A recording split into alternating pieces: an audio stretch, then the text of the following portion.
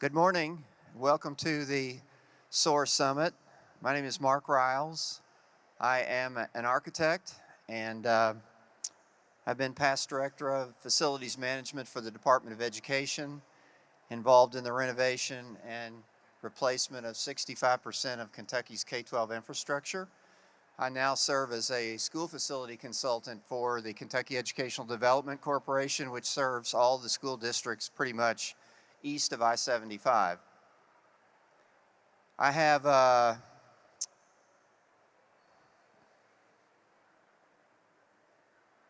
sorry these slides are not very good. I wasn't sure about the venue today, so we'll do better next time.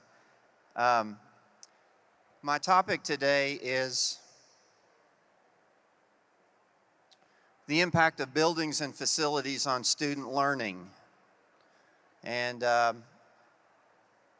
as part of the Kentucky Education Reform Act, equity and adequacy was the mission given to the General Assembly by the Supreme Court to make sure that every child had an equal and equitable opportunity. So, topic today is that buildings matter. So, essentially, facilities that have good air quality and water quality, control humidity and temperature, buildings that are educationally suitable, have ubiquitous technology, appropriate education spaces for science lab and maker spaces, et cetera, students in those facilities do better. And I'm talking about real data, real assessments. So you have a great teacher, they have a group of students, they can teach them. But take the same teacher and the same students and put them in a better facility, and statistically they will do better. For high socioeconomic groups, that difference is about 4 to 7% on assessments. For students of low socioeconomic status, which are mostly the students that we serve in Kentucky, the difference can be as much as 15 or 20%. This slide, and I'm not going to read it to you, that would be not right, but if you'll take a look at it, this is from the U.S. Department of Education. This has a little age on it, but you'll see that the impact of facilities and the physical environment is very important to how students and staff do. So just take a second to look through those.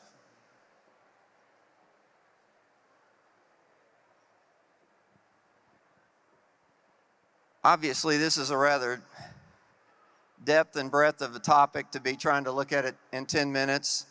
The Kentucky Purchasing Cooperative, which is an arm of KEDC, has a booth.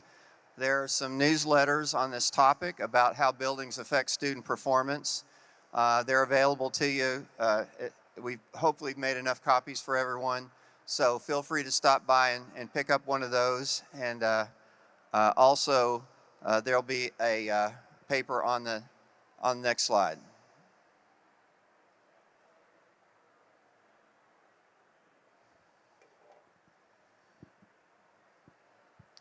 So around late 90s, the General Assembly enacted a statute, KRS 45A.352, and in it, something called a GESC, or Guaranteed Energy Savings Contract, was provided for.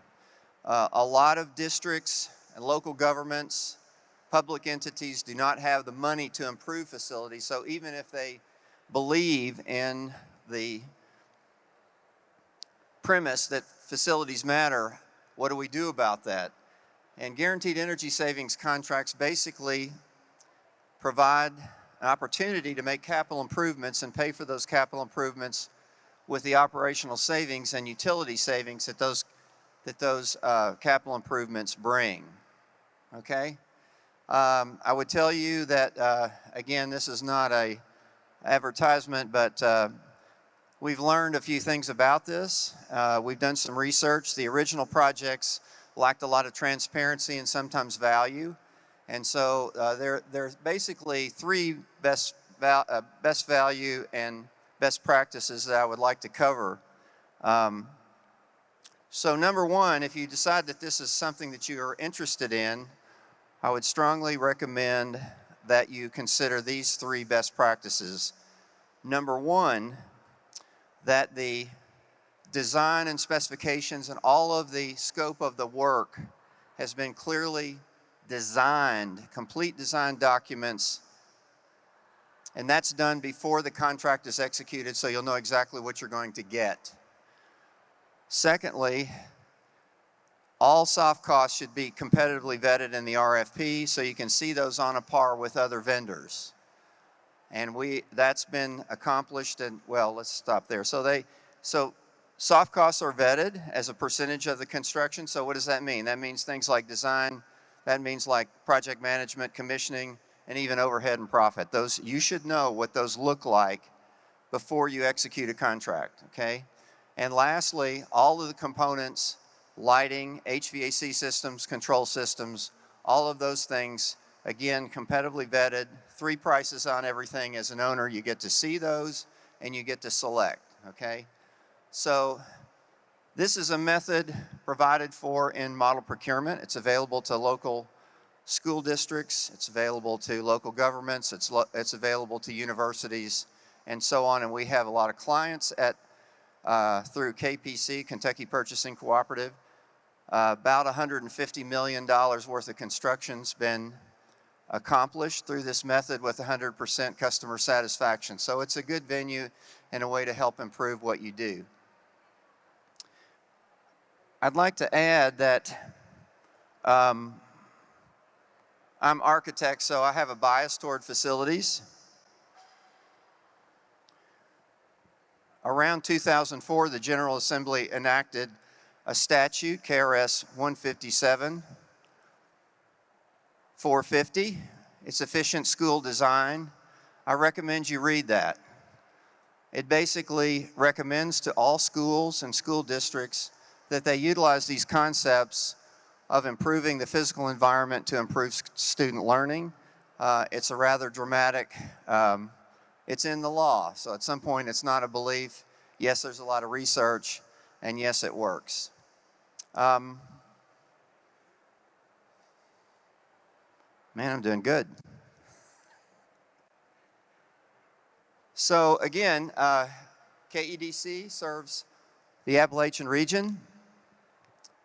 Our services are available if you have questions about this. We have lots of resources there, and there's no charge for any of the consulting to help you walk through this business if you want to do improvement to your facilities. I will be around at the KPC booth. So if you have questions later or want to pick up handouts, please stop by. And thank you for your time and attention today.